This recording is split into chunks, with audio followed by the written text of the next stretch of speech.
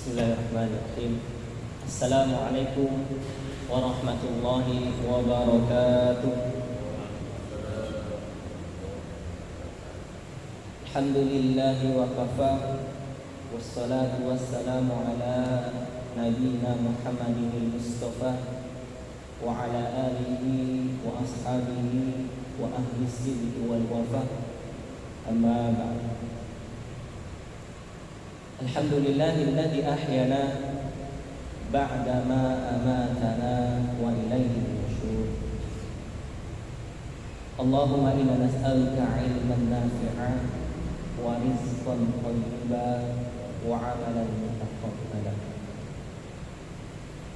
Hadirin jamaah salat subuh rahimani wa rahimakumullah.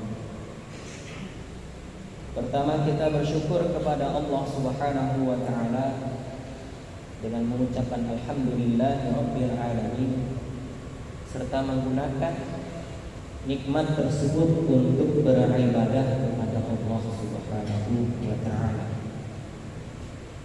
Yang kedua, salawat dan salam semoga senantiasa tercurah kepada suri tauladan kita yang telah membawa umat manusia keluar dari kegelapan menuju cahaya terang benderang, yaitu dinul Islam.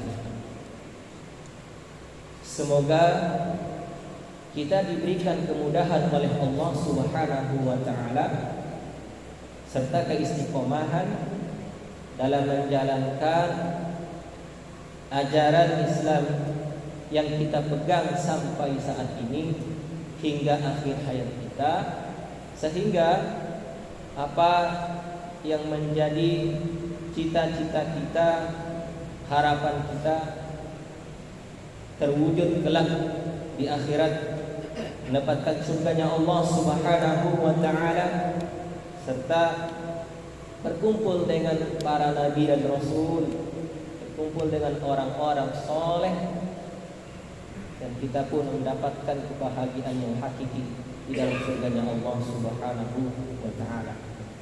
Hadirin yang berbahagia rahimakumullah, seperti biasanya di Rabu subuh ini kami menyampaikan tanya jawab agama, dan insyaallah pada kesempatan ini kami akan menyampaikan salah satu persoalan terkait dengan pernikahan atau perkawinan. Perkara ini merupakan perkara yang harus kita perhatikan. Kalau selama ini kita menganggap ibadah itu sholat, ya, puasa, zakat dan sebagainya, maka ibadah yang tidak kalah dengan itu dan waktunya tidak sebentar. Kalau sholat ini waktunya hanya sekian menit dan kita dalam sehari mungkin 5 kali minimal yang wajib. Puasa 1 bulan di bulan Ramadan. Kemudian zakat pun tidak setiap waktu. Haji demikian pula. Tapi ada yang mengatakan di antara ibadah terpanjang yang kita jalani dalam kehidupan ini adalah dengan kita melakukan perkawinan atau pernikahan. Bahkan dijelaskan di dalam hadis itu, pernikahan ini merupakan setengah dari agama kita. Nisfat din, setengah dari agama, dan setengahnya lagi adalah kita bertakwa kepada Allah Subhanahu wa taala. Ini luar biasanya ibadah yang mungkin sudah kita kerjakan, tapi perlu kita maksimalkan. Untuk membentuk keluarga yang sakinah, mawadah, warahmah itu harus diupayakan, diikhtiarkan. Untuk mewujudkan keluarga yang taat kepada Allah Subhanahu wa taala itu harus diupayakan. Kalau dulu kita mungkin belum memikirkan itu, belum kita lakukan dengan maksimal, maka sekarang PR bagi kita bagaimana anak keturunan kita, cucu kita arahkan, kita doakan, semoga dalam membentuk keluarga ini benar-benar dari awal sampai akhir bertujuan untuk kesana. Ya mohon maaf, banyak atau tidaknya jamaah di masjid ini salah satu yang menentukan adalah dari keluarga. Dari keluarga kita. Kita mau jamaah kita ini semakin banyak, bagaimana kita membentuk keluarga kita menjadi orang-orang yang mau beribadah di masjid. Maka dalam Islam itu diatur. Dalam tanya jawab juga akan kami sampaikan pada kesempatan salah satu persoalan ya. Nanti akan dilanjutkan dengan persoalan-persoalan yang lain di pertemuan yang selanjutnya, karena waktunya tidak panjang dan kita mungkin menyampaikan satu persoalan saja dengan waktu yang sesingkat ini. Berkaitan dengan peminangan dan walimah. Ini merupakan pintu dalam kita melakukan pernikahan dan membentuk keluarga. Ada sebuah pertanyaan, bagaimana cara meminang dan melangsungkan walimah dalam pernikahan menurut Islam? Pertanyaan dari saudara Latianus Barutu dari Pagar Pinang. Jawaban dari majelis yang menjadikan jawaban di dalam tanya jawab agama ini, meminang atau melamar dalam Islam sangat sederhana. Sang lelaki melihat dulu wanita yang akan dinikahi. Jadi tujuan meminang ini adalah melihat pasangan satu sama lain. Dan bila setuju, maka ia sendiri atau wakil keluarga menanyakan persetujuan ya, laki-laki tadi kepada wanita dan keluarga wanita tersebut. Kalau memang ada kesepakatan, maka dilakukan ijab dan diadakan walimah sekedarnya. Jadi asas ataupun dasar walimah dan juga akad itu sederhana. Maka kalau misalnya memaksakan tidak dengan sederhana, ini sudah keluar dari asas. Dengan mengundang tetangga baik yang kaya maupun yang miskin, demikian pula handai taulan untuk turut mengetahui adanya perkawinan tersebut. Walimah diadakan sederhana, tidak perlu berlebih-lebihan. Ini merupakan jawaban dari majelis ya, bahwa kegiatan walimah dalam pernikahan hendaklah dilaksanakan tidak berlebih-lebihan, sederhana. Kenapa? Ya dari sinilah kita membentuk tadi itu. Ini bagian dari pendidikan untuk keluarga kita. Dari sinilah kita bagaimana menjalani kehidupan ini sebagaimana tuntunan Islam. Kemudian kami tambahkan penjelasannya dalam tuntunan walimah yang diterbitkan oleh Majelis Tarjih dan Tajdid Pimpinan Wilayah Muhammadiyah Daerah Istimewa Yogyakarta. Yang pertama berkaitan dengan peminangan atau melamar dalam bahasa ya, fikihnya adalah khitbah. Perkara ini merupakan perkara yang diperbolehkan dalam Islam ya. Bahkan ada dasarnya ya, surat Al-Baqarah ayat 235. Allah Subhanahu wa taala mengatakan ya dalam firman-Nya, "Wala junaha 'alaikum fima arradtum bihi min khitbatin nisa aw aknantum fi anfusikum."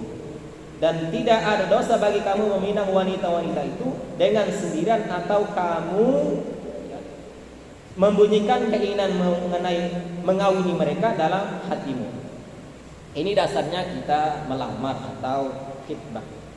Kemudian ada beberapa hal yang harus diperhatikan ketika kita ataupun kita melamarkan untuk anak kita kepada seorang gadis yang dia inginkan. Pertama, mengerti dan pernah bertemu atau melihat calon mempelai perempuan. Ini antara ya, yang ingin menikah tadi, laki-laki dengan perempuan yang ingin melaksanakan pernikahan tersebut. Jadi sebelumnya sudah saling mengenal, saling mengetahui sehingga berlanjut kepada hal pelamaran. Kemudian calon mempelai perempuan sedang tidak dilamar atau dikhitbah oleh pihak lain. Nah, ini juga kaidah ketika kita melamar seseorang ya, ataupun menjadi wakil untuk melamarkan bagi anggota keluarga kita, baik anak ya, cucu, keponakan dan sebagainya, yang dilamar ini belum dalam kondisi dilamar oleh orang lain atau pihak lain. Pihak perempuan diperbolehkan menerima maupun menolak lamaran tersebut. Ini juga kaidah ya. Jadi ketika nanti misalnya ada seorang laki-laki melamar seorang perempuan lalu ditolak, yaitu haknya perempuan, dan ini merupakan bagian dari kebolehan dan diperbolehkan dalam ajaran Islam, selama penolakan tersebut dengan dasar yang dibenarkan ya, tanpa ya, menyalahi aturan-aturan dalam syariat Islam. Kemudian dilarang melamar wanita yang berada dalam kondisi masa iddah ya. Ini juga tidak diperbolehkan. Kemudian memilih pasangan sesuai dengan ajaran Islam, ajaran Rasulullah SAW. Ini diantara yang dituliskan dalam tuntunan walimah dari Tarjih dan Tajdid Pimpinan Wilayah Muhammadiyah Jogja. Kemudian terkait dengan hukum tunangan ya. Selama ini kan kita menyaksikan di masyarakat kita itu melamar itu dengan istilah lain tunangan ya. Bagaimana ketentuan ini menurut para ulama? Pertama, jika yang dimaksud dengan bertunangan adalah seseorang laki-laki melamar seorang wanita untuk menikahinya, maka tentu saja hukumnya boleh ya. Dalam syariat Islam perkara ini diatur dan diperbolehkan. Namun yang kedua, jika yang dimaksud dengan tunangan adalah berjanji untuk menikahi seorang wanita, maka perlu dirinci lagi perjanjian ini seperti apa. Satu, jika perjanjian ini sekedar berjanji kepada walinya tanpa adanya ritual-ritual tertentu, maka ini sama dengan melamar atau khitbah yang diperbolehkan dalam ajaran Islam. Kemudian yang kedua, poin yang kedua perlu kita perhatikan. Namun jika disertai ritual-ritual tertentu seperti misalnya mohon maaf tukar cincin ya dan semisalnya, maka ini hal yang tidak diatur dalam syariat Islam. Tidak ada ketentuannya di dalam syariat Islam. Tidak diajarkan oleh Rasulullah SAW yang namanya ketika melamar atau tunangan itu tukar cincin. Maka ada ulama yang tidak membolehkan tradisi tukar cincin ini. Apalagi kalau tukar cincinnya cincin emas dikenakan oleh laki-laki dan perempuan, dan akan membahayakan lagi, melanggar ketentuan Islam yang selanjutnya. Mohon maaf, prakteknya di sebagian masyarakat kita setelah tunangan tukar cincin, mereka seperti habis akad nikah. Ini yang tidak diperbolehkan. Jadi kalau seperti ini yang terjadi, dari awal membentuk rumah tangga keluarga sudah tidak seperti yang disyariatkan oleh Islam. Bagaimana nanti mewujudkan keluarga yang sakinah, mawaddah, warahmah ketika mengawalinya dengan sesuatu yang tidak sesuai dengan syariat Islam. Nah, inilah yang dituntunkan oleh para ulama, termasuk ya Majelis Tarjih ya, menyampaikan pedoman kepada kita sebagai warga Muhammadiyah ataupun jamaah Muhammadiyah, bagaimana kita menjalani kehidupan, wabil khusus dalam kehidupan rumah tangga ini sebagaimana yang diajarkan oleh Islam, sebagaimana yang diajarkan oleh Rasulullah SAW. Ini terkait dengan tunangan ataupun pada saat melamar khitbah ya, peminangan, bahwa ada hal-hal yang harus kita perhatikan. Jangan sampai mungkin mohon maaf dulu pernah terjadi di keluarga kita atau pada diri kita sendiri karena kita belum mengetahuinya. Tapi setelah kita mengetahuinya, sebisa mungkin kita berupaya untuk menghindarinya. Agar apa? Agar kita mampu dan berusaha membentuk keluarga yang selanjutnya ini lebih baik daripada kita, lebih baik dari sebelum-sebelumnya. Ini yang kita cita-citakan. Kan seperti itu. Kalau dulu kita pernah berbuat salah, kita berusaha untuk memperbaiki itu, dan kita berupaya juga jangan sampai orang yang selanjutnya setelah kita melakukan kesalahan yang sama, tetapi melakukan kebaikan-kebaikan, sehingga kebaikan-kebaikan yang kita cita-citakan dapat terwujud. Di antara kebaikan-kebaikan tersebut adalah keluarga yang taat kepada ajaran Islam, keluarga yang taat kepada agama yang dibawa oleh Nabi kita Nabi Muhammad SAW. Dan ini merupakan tugas kita khususnya laki-laki, sebagaimana firman Allah Subhanahu wa taala dalam surat yang ke-66 ayat yang ke-6, ya ayyuhalladzina amanu qu anfusakum wa ahlikum nar. Wahai orang-orang yang beriman, peliharalah dirimu dan keluargamu dari yang namanya api neraka. Ini kewajiban dan tugas kita sebagai seorang laki-laki, menjaga diri kita dan anggota keluarga kita bagaimana selamat dari yang namanya api neraka. Dan itu dimulai sejak kita menginginkan, merencanakan dan melakukan pernikahan. Ya. Inilah mungkin tambahan yang dapat kami sampaikan pada kesempatan ini. Semoga menjadi kebaikan bagi kami pribadi dan jamaah sekalian, dan kita mampu memaksimalkan sisa-sisa kesempatan yang Allah berikan kepada kita dengan sebaik-baiknya untuk menambah bekal kita bersama dengan keluarga kita masuk ke dalam surganya Allah Subhanahu wa taala. Subhanakallahumma wa bihamdika asyhadu an la ilaha illa anta astaghfiruka wa atubu ilaik. Akhiru da'wana alhamdulillahi rabbil alamin. Fastabiqul khairat.